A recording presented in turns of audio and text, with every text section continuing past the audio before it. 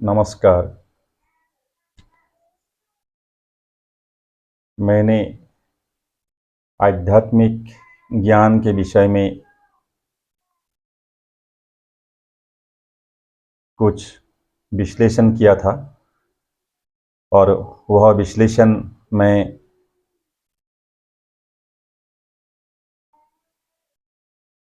लिखित रूप में दिया था और ये जो मैं लिखा था वो उसी का मैंने वीडियो बना रहा हूँ और ये मेरा अपना जो विश्लेषण है, ये विश्लेषण को मैंने वीडियो बनाकर एक एक करके अपलोड करूँगा और उसमें आप लोग लाइक कीजिए और सब्सक्राइब कीजिए प्लीज़। श्रीमन्त शंकर हरिभक्तर जाना जेन कल्पतरु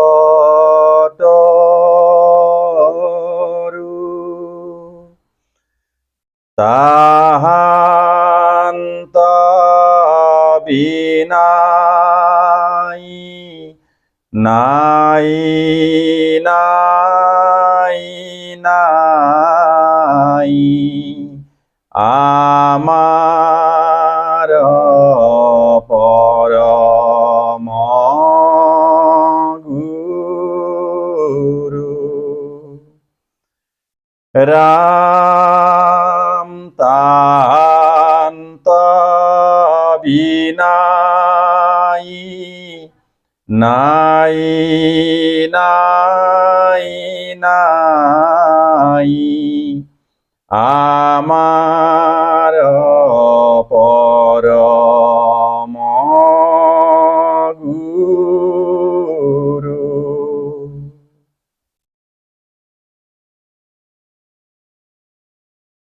यदा यदा हि धर्मस्य ग्लानिर्भवति भारत अभ्युत्थानम्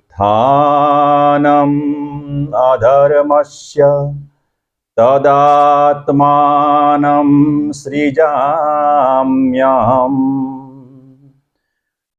परित्राणाय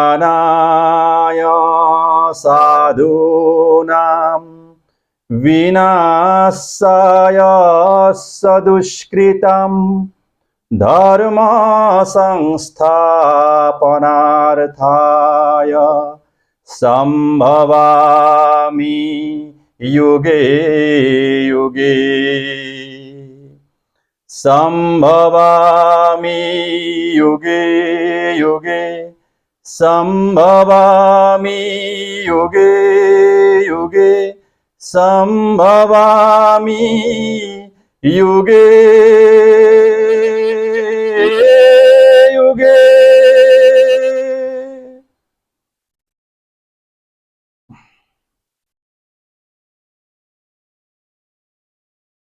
आध्यात्मिक ज्ञान, स्पिरिचुअल नॉलेज,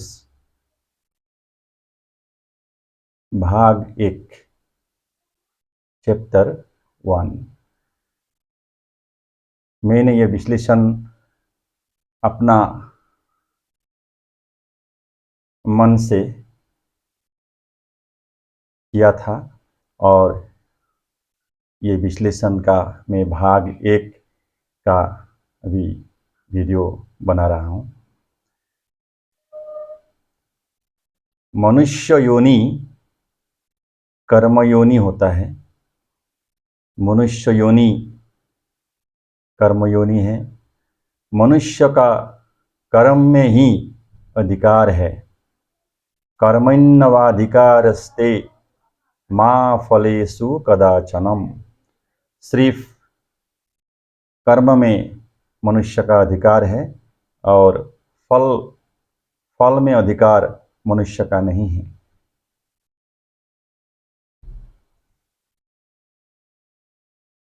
सकाम कर्म अनित्य होता है। जो कर्म कुछ आशा लेके किया जाता है वो नाशवान है, वो अनित्य है। सकाम कर्म से सुख और दुख दोनों ही उत्पन्न होता है। सुख और दुख देने वाला है सकाम कर्म। इसीलिए भगवान श्री कृष्ण उपदेश दिया था, मा फलेषु कदाचनम। और जगत गुरु श्रीमंत शंकर देव जी ने कहा था, वो शास्त्र में लिखे थे, सकाम कर्म नहीं होना चाहिए, कर्म सर्वदा निष्काम होना चाहिए।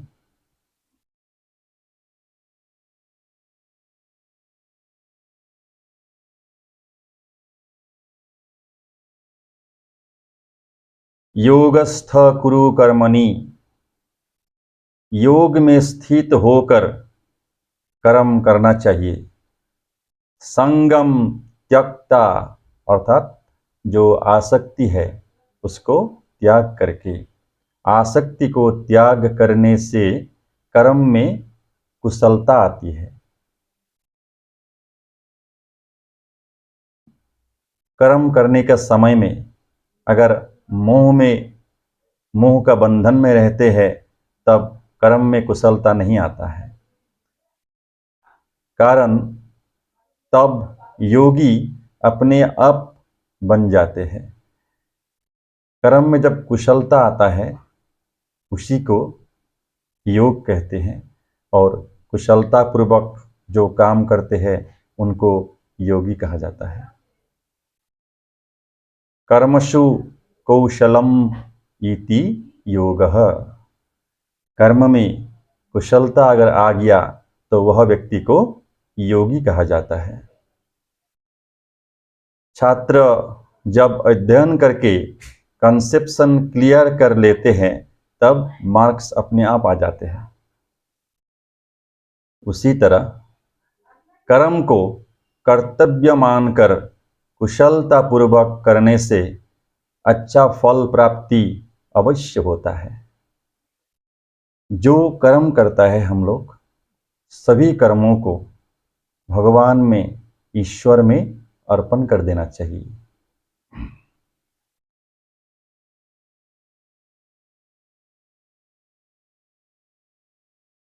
भक्ति का फल भक्ति ही होता है।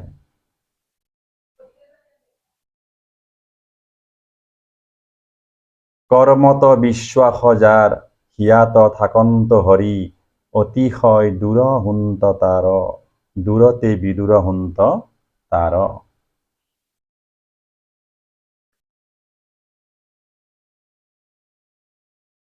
यह जो पंक्ति है ये महापुरुष शंकर देव जी का प्रपन्न शिष्य श्री श्री माधव देव जी ने लिखे थे। जो व्यक्ति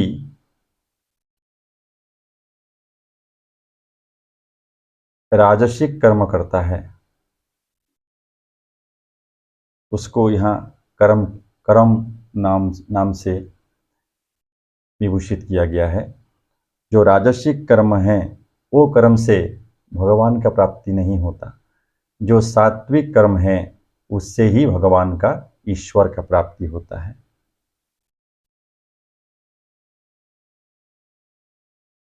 गुरु गोविंद का नाम लेकर कर्म करने से कर्म धीरे धीरे शुद्ध हो जाते हैं। गुरु गोविंद का कृपा से ही सब कुछ हो रहा है। भगवता यद विधीयते तन्मंगलाय।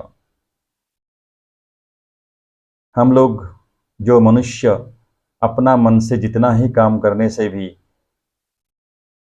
बाद में जो फल मिलता है वो ईश्वर का इच्छा से ही होता है।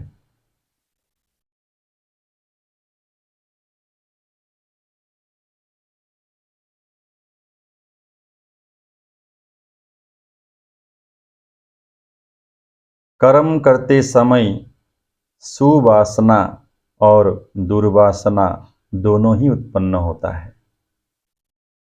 कर्मफल प्राप्ति के पश्चात दोनों प्रबल हो जाते हैं।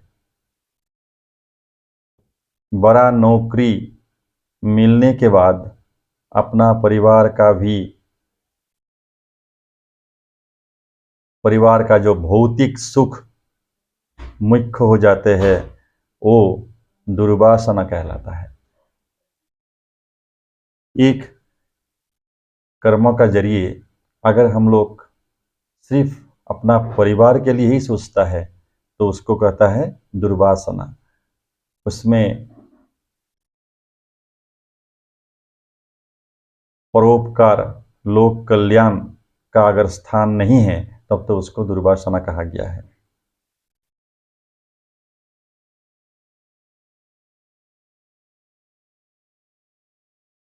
लोक कल्याण का भावना रख के अनाथ आश्रम, धर्मस्थान, भगवत सेवा करने से उसको सुवासना कहा जाता है। सुवासना रहने से कर्म में दोष नहीं लगता। कर्म करने का समय अगर इंटेंशन अगर अच्छा हो तब तो उसमें कोई कर्म में दोष नहीं लगता है। Intention is more important then action.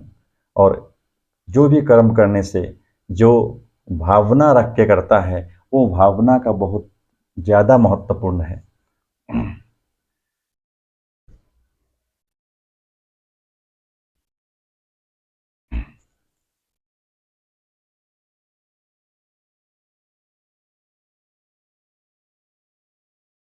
अर्जित पुण्य को ईश्वर में अर्पण कर देना चाहिए, तब कर्म बंधन से छूट जाते हैं।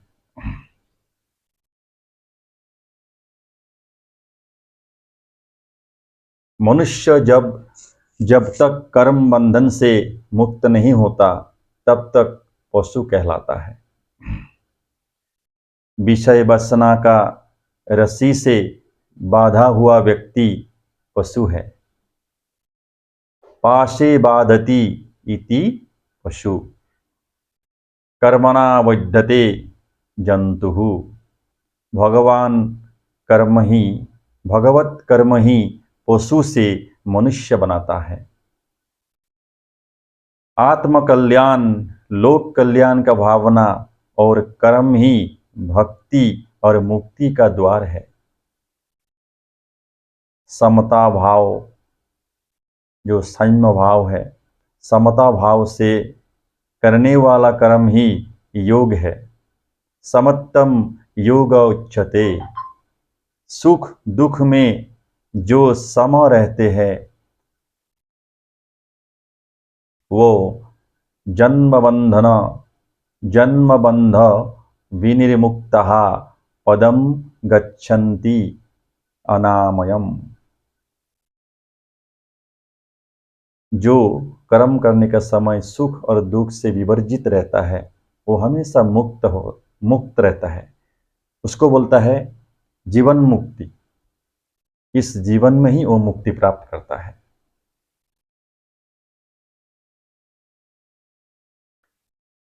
समस्त विकार मुक्त होकर जीवन मुक्ति प्राप्त कर लेते हैं।